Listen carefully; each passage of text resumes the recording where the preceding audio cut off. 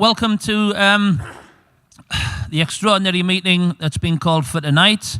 The first two items on the agenda, attendance and apologies for absence, we'll take them. Can I say, Councillor Davison has also submitted apologies for the extraordinary chair. Okay, thank you. Right, before we actually go into the main body of the meeting, I'm obliged to sort of notify the council that one of the signatories of the meeting forwarded an email asking if we can cancel the extraordinary meeting that was due to take place tonight for the full council. That was only one of the signatories. Can I just have confirmation that the remaining signatories want the meeting to go ahead? Okay, fine. Yeah, no, it's just a bit odd getting a very short notice email asking for it to be cancelled. Okay, so we move on to agenda item 3, which is the extraordinary council meeting itself. Councillor Rathmell, I invite you to open the meeting. Councillor Rathmell. Thank you, Chair. And just to clear up that confusion, Councillor Hubbard put his apologies because he's not very well and he thought he was the lead on it. So he apologises for that.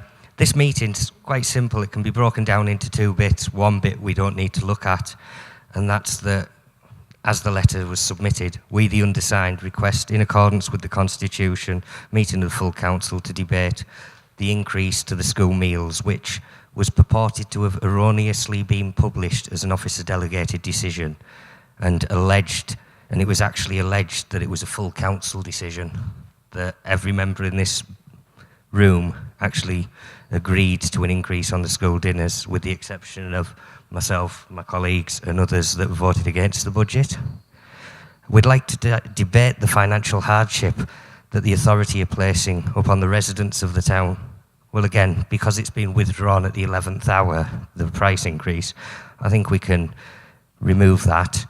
And we'll also be debating the process and governance failings surrounding the alleged decision-making process by this authority.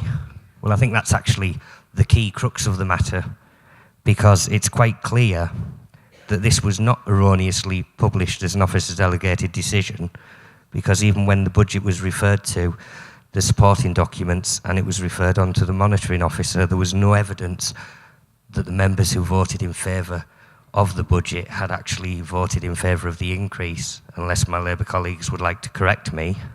Especially with universal credit being rolled out, it seems a bit harsh, given some of the statements being made by members tonight. Sorry about that. We did notify the authority in early August that this matter hadn't been consulted on, as it stated in the budget document, and that we didn't believe it was a full council decision, but that was ignored. We repeated this throughout. And during that time, all of the schools in this borough notified parents via text, email, letter, all at their cost, that this price increase was coming into play. But because of the lack of openness, transparency, for want of a better phrase, perhaps stubbornness of some to not listen to both sides of an argument, we had to wait until the 11th hour. And members weren't notified until the full council meeting had actually gone underway that this increase wasn't getting rolled out, which was helpful. And I don't know if it was electioneering, given the rollout of universal credit coming so closely afterwards, because we've heard about austerity impacting children. We've heard about incompetency and failures in Mayor Budd's reference to Northamptonshire Council, and we've referred to families being put at breaking point, while at the same time we're demonstrating a lot of those traits as an authority. And I would just like to know who's bearing the brunt of the costs for the schools, because all of the schools in the local authority area, Mr. Parkinson, you may have a wry smile, but there's a burden to bear on your shoulders.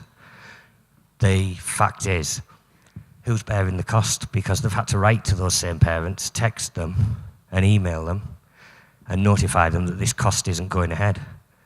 It's also officers' time, effort in producing reports that have got to go to further executives if the decision is to go ahead.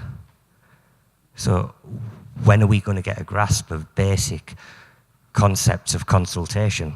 We've just passed at the last meeting, many of my Labour colleagues, the local plan, and that's based on consultation and trust. Yet at the same time, we're introducing increases and burdens, or attempting to, without having meaningful consultation, in what's perceived as an underhand manner. So I'd like to open up the floor and see what my Labour colleagues have to say, given that they quite happily voted in favour of the budget, and wonder what their view is on the burden that we're wanting to place on families. Thank you, Chair. Thank you, Councillor. Councillor Rooney. I've done, oh, right, we're on. Right, first of all, turn off again. This is something that falls under my portfolio. I want to make a couple of statements. First of all, there are to be no increases in school meals at this present time. Should the authority decide to propose an increase, then the correct procedure of consultation followed by a decision of the executive will be undertaken before any such increases will be implemented. And this was confirmed by the Mayor at the meeting of the 5th of September. There's been reference to the way in which that decision was going to be implemented. The process that was followed was indeed open and transparent, and due to that, the error in the process was very quickly identified and rectified. In reference to the school meals have not been increased in this authority since 2009. The current cost, for those who might want to know about it, is in Middlesbrough, it's £1.90 for primary school and £2 for secondary school. Had the authority increased these charges in line with inflation year on year since 2009, the cost in 2018 would stand at £2.15 for infants and £2.26 for secondary schools. Middlesbrough Council has achieved the gold standard in excellence for its school meals. That's the highest industry standard award. And the school service has also been recognised for its commitment to promoting health through nutrition. The service level agreement between Middlesbrough Council and the individual school is a commercial arrangement, and as such contains commercially sensitive information. It has a number of components, which include a price for providing the free school meals that low-income families are entitled to, the universal free school meal that children in reception, year 1 and year 2 are provided with, along with the number of additional services we provide and which are agreed with the schools at the time of making the agreement. The number of schools across Middlesbrough that take up the Middlesbrough Council service is 37 out of a possible 49. This is a hugely competitive area and we have to remain competitive. Charges at other schools in the Tees Valley area range from Darlington, it's £2 for primary, £2.20 for secondary. Hartlepool states the prices are primary £2.05, with secondary £2.25. Stockton Council is £2.05 and £2.15. Mellors is a private company that provides meals to Middlesbrough schools. Their price ranges are £2 in primary and £2.20 in the secondary schools in Middlesbrough. And in Redcar, where they also operate, they charge £2.15 in the primary and offer cafeteria in the secondary. So it's really important that we retain these contracts with our schools. We show that we provide nutritional meals. They're of excellent standards, and the arrangements that we have with schools should be protected. And I go back to the point I made earlier, when the error in the process was made, then that was very quickly identified by our officers and shows again that this is indeed an open and transparent process, one in which our officers adhere to. And I find it just appalling that again we have a councillor who's attacking our officers, and I just think it's appalling. Councillor Branson. Thank you. It's very clear from what Denise Rooney has said that there never was any intention of having an increase in school meals. It was never on the cards. But the simple fact is that we have made some changes here, which are very important. You remember a couple of months ago, Middlesbrough Council voted to reduce the amount of council tax paid by some of the poorest residents in the town when they implemented an increase in the discount. Of course, you'll know that at one stage, the poorest people in the town didn't have to pay any council tax, but that was changed by the Conservatives, and they were told that they had to pay the council tax, and the local authority could rebate part of that. And we increased that rebate, so that the poorest people in this town have been helped by Middlesbrough Council. I just wanted to draw that to your attention because, of course, we've heard a lot about the burdens that have been put on people by the various cuts that have happened over the last few years. What have those cuts have been for? Those cuts have been made by the Conservative government so that they can cut income tax. And it is quite clear that cuts in income tax disproportionately benefit people who are the highest earners in the country, people who have actually benefited more over the last few years whilst everybody else has had to suffer. And so I commend the actions of Middlesbrough Council. They have shown that they are actually caring for the people who have been hit the hardest by recession. And maybe it would be nice if one of the other political parties in this chamber was to take heed of that lesson as well. Thank you very much. Councillor Jacob Young. I know it might not be the correct forum for this, Chair, but if I may, can I ask Councillor Rooney to clarify, was it actually the intention of Middlesbrough Council to increase school meals, the price of school meals, until the flaw in the process was highlighted? Because it was widely reported that the price increase was going to happen, as Councillor Rathmell stated earlier on. Schools sent out text messages, emails and letters saying that the price increase was going to happen, but I was quite surprised at what Councillor Branson just said, that it was never going to happen anyway. So could you just clarify the position? Thank you. Thank you, Councillor. Councillor Rooney. Right, I'll try and do my best. My understanding is that in the budget there were provisions made for increases across a whole range of services. Now, the correct procedure for implementing any of those, should we wish to take it forward, was through a consultation process, and in this particular case, it was to be an executive decision. It was an error made in good faith, and unfortunately, schools were notified of the increase. I'm reliably informed that not one of the schools came back and challenged the increase. Thank you. Councillor Mick Thompson.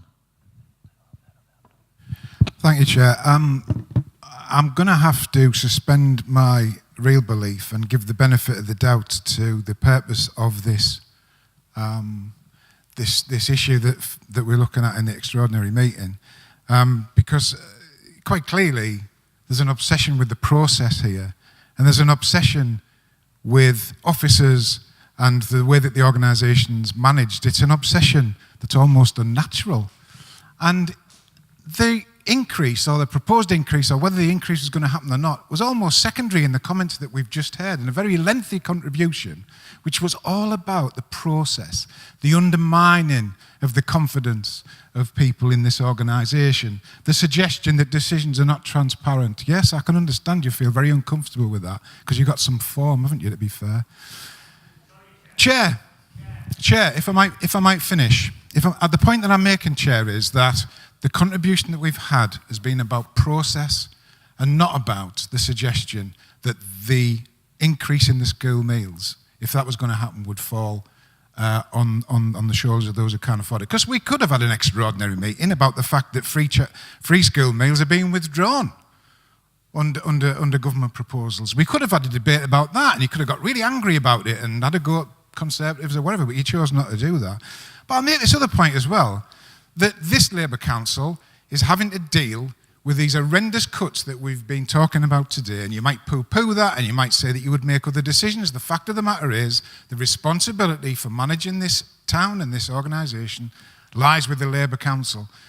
And we will often have to make decisions that you will have an opportunity to have a pop at. But the bottom line is that those decisions will have to be made. But I'll make this point in conclusion. The people who provide those school meals to our school children are some of the lowest paid people in this town. We made a decision to ensure that those people received the living wage, not the Tory con living wage, the real living wage. And our people in those schools are paid that living wage. That's our responsibility to those people. We're in a competitive environment.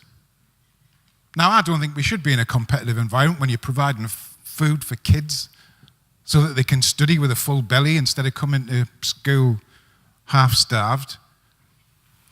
And we take that responsibility, and we don't take that responsibility lightly.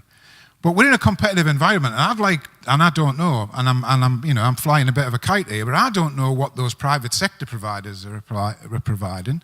I certainly remember the Jamie Oliver series about turkey twizzlers and some of the stuff that our kids were being fed. The kids that are being fed by our staff, paid the living wage, are nutritional. They've won awards to that effect, and I pay tribute to them tonight for what they do and the way they do it, and they have the full support of this authority. Thank you, thank you, Councillor. Councillor Arundel. Thank you, Chair. For some years now, I've sat in this chamber and been maligned as being heartless and cruel and selfish. But I'll tell you now, these people here and me, I'll guarantee that we raise more for charity than all these people who speak wonderfully about all the poor and the hard done by. When it comes to putting the hand in the pocket, it's true, I'll challenge you to that. I'll challenge you that we raise more for charity than all of you put together. Excuse me, we do not have interaction across the chamber. Please direct all your comments through the chair.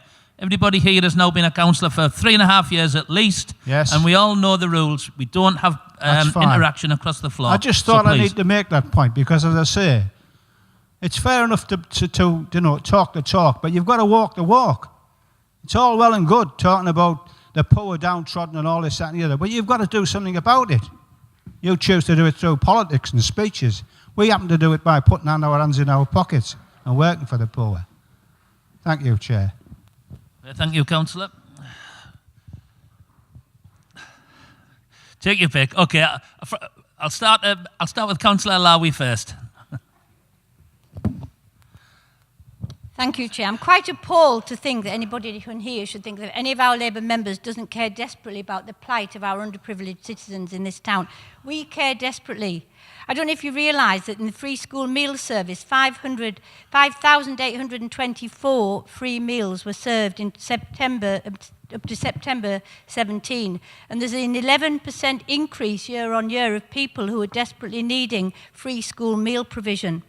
In some wards, it's up to 50%, particularly in East Cleveland and specific areas of other wards, where we're having to provide free school meals because of the austerity that our families are facing as a result of this government's cuts and its measures of severe implications on the lifestyle of people.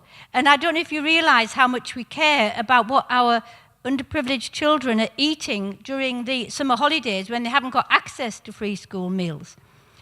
The holiday provision bill, which was introduced by Frank Field, was rejected again on the second reading and didn't get full support from the Tories. In fact, now they've launched research on a targeted project to see what holiday provision of food could give to people in the holidays, what benefits. It's obvious, it seems to me, we don't need research on this. In fact, thanks to the Labour Council and other voluntary sector organisations, we have the Feast of Fun in operation. This year it provided 974 children with food and provided for 415 adults across Redcar, Cleveland and Middlesbrough, with 166 sessions providing food and activities. They actually served 6,163 meals and drinks and snacks for people, and we care about this provision in the holidays. We are supporting bids and projects to move forward. We are providing support to every initiative in this town to help look after children during the holidays with their food provision, as well as during the term time. Thank you. Thank you, Councillor. Councillor Peter Purvis.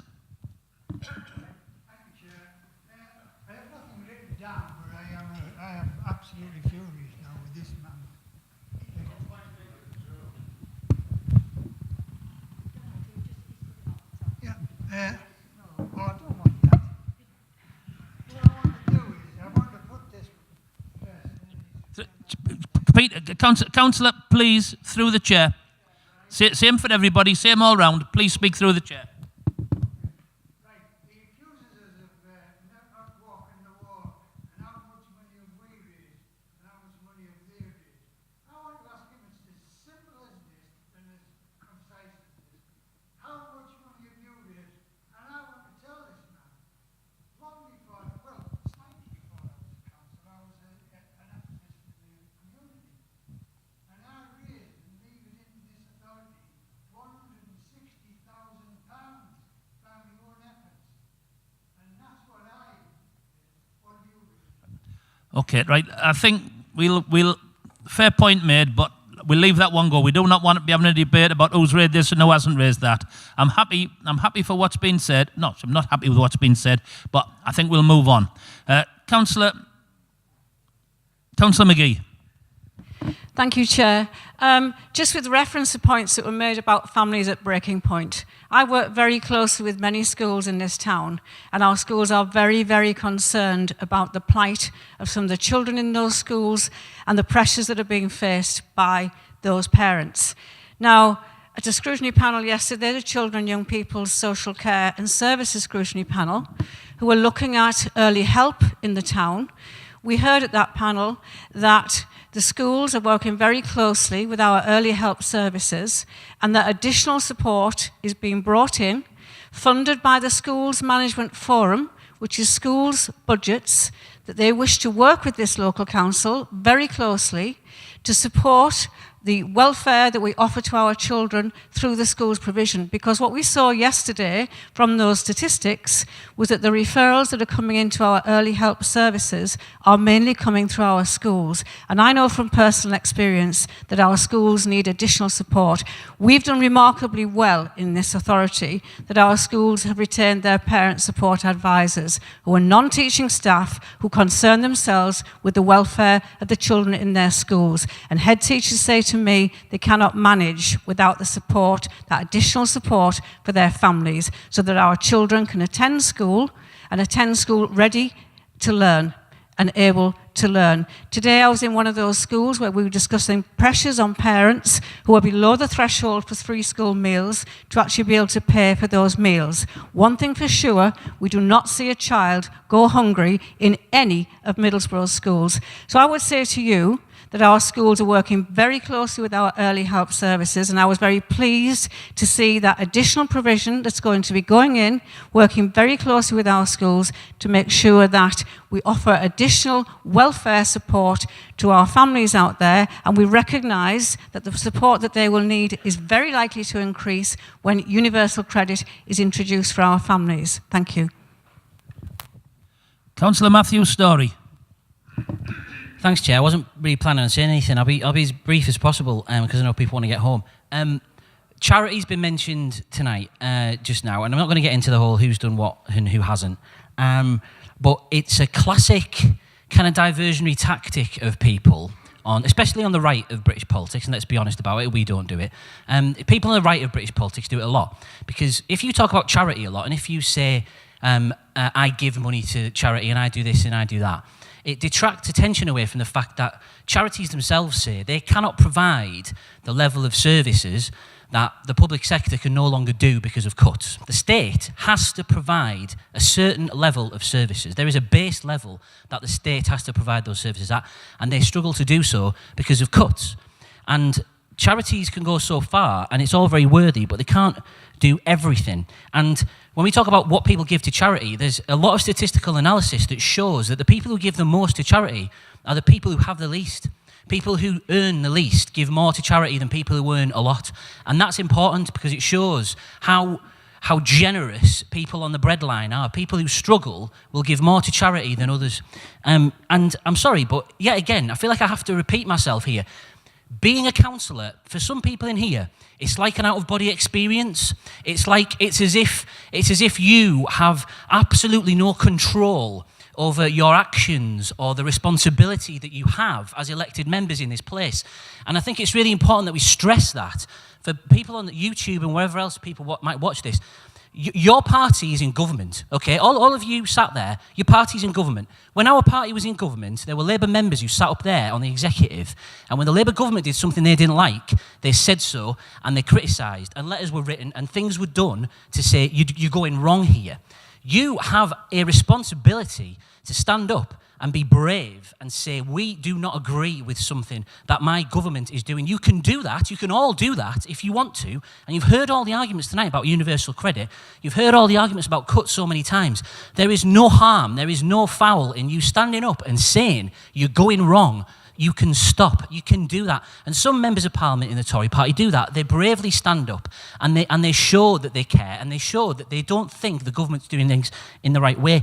But you don't do that. And it is rank hypocrisy for people in this place now, people, independents, who work with the Conservatives on a regular basis, independents and Conservatives, rank hypocrisy for you to now stand up after we have brought, Councillor Harvey brought a motion to this place months ago about universal credit. Where were you? We brought motions to this council on the bedroom tax. Where were you? You were nowhere. There will be slow hand claps around Middlesbrough for every one of you for stepping up now at this late stage after 8 years of staggering fundamental cut to the public sector.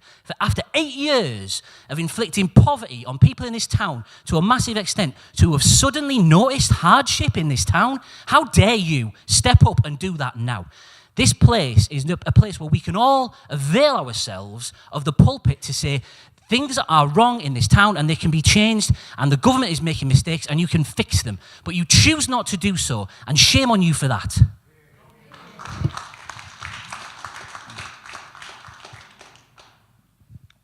Okay, there's nobody else indicated a desire to speak. I will now invite Councillor Rathmell to make any closing remarks he would like to make. And then bring the meeting to a close. Thank you very much. Councillor Rathmell. Thank you for that, Chair. It was interesting to learn from my colleagues that the increase was never on the cards, although it was in the annual budget. So I suppose a lot of the positives in the town that were in that annual budget aren't on the cards as well. And a bit like with most things that come from Mayor Bud, pixie dust. We've got an obsession. Now, this is a fantastic phrase used by one of the members who was grandstanding. I suppose it was for political aspiration, with Mayor Bud stepping down. We have an obsession with process, transparency, and incompetence. So I suppose that member was an advocate for incompetence, and given some previous speeches, that could be the same. Just 2 moments here. I didn't appreciate the way that Councillor Thompson was gesturing towards Councillor Rathmell then. I think at the last full council meeting, Councillor Thompson made a point about how we shouldn't be jeering and gesturing and laughing, and yet you were doing it just exactly the same thing. Shame on you. Right. So yeah. Okay. Yeah. I'd just like to offer an apology for gesticulating. I do get quite passionate about these issues, and I offer my humble apology for that. Councillor Rathmell. I'm used to it, don't worry. With regards to the obsession with process, transparency and incompetence, it's hardly something that I would grandstand in favour of not picking up on these things and being an advocate of incompetency. I mean, we've seen it for a number of years with this authority. And its Labour leadership. So perhaps that's why incompetency is something you're proud of, and lack of transparency and failings with process. So I hope that goes forward with your own political ambition. As for support offered within wards and the talk of the feast for fun, I agree, I think that's a brilliant thing. It's strange though how it's not offered in one of the most deprived wards in the town. But it is where you require votes for our Labour members. So perhaps there's some politicising there. I don't know, call me cynical, but we've seen it so many times before. Now, with things going wrong and being a councillor and having to identify it, we were told it's like an out-of-body experience. Well, actually seeing something go right under the current leadership is like an out-of-body experience, because time and time again there's failings. And there's one councillor did reference doing things properly. I think that's hypocrisy at its finest, given the national headline-grabbing failures on their part in their full-time job. But in any event, we do know the school dinners were going to be increased. It was at the wish and the whim of this Labour Council that increase occurs. And it was just because your incompetencies, the lack of leadership, lack of openness and transparency were identified. And I won't apologise for being meticulous. If that prevents this incompetency... Sorry, Mr. Parkinson, what are you laughing at?